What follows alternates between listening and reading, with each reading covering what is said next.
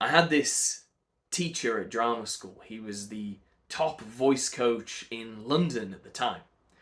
And he would teach at all the major drama schools, RADA, LAMDA, Central School of Speech and Drama. I went to Italia Conti. And one time, I had a half hour with him. And we were going over casting types and character types and who should play and what kinds of things you're suited for. And something in the conversation I must have given off something where he made him say this. He said, "But you know, Liam, you're limitless. You know that, right?"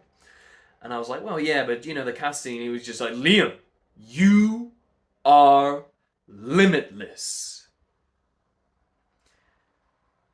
And it just cut through what I suddenly became aware of, which I wasn't really conscious of at the time until he said that.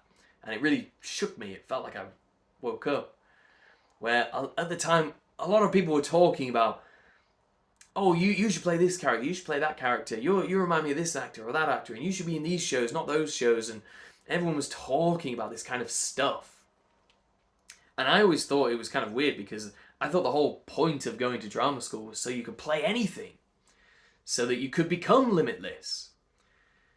But somehow it had dripped into my subconscious that I needed to focus on a certain casting bracket of leading man or whatever, and that I was actually departing from that original instinct of limitlessness until he said this. And so it gave me a few different lessons. And whenever I feel now that I'm shrinking in any kind of way, I'm trying to work on my diet. I eat too much bad food, and I'm thinking, "Oh, but how can I do this? How can I don't know, maybe I'm just always gonna..." You are limitless. And I go back to that. So he gave me that feeling, and it's like a little key, like a piano. And anytime one of the other keys of doubt or constraint or fear or scarcity gets played, I go back to that feeling which he gave me. Limitlessness. So people forget what you say, but they never forget how you make them feel.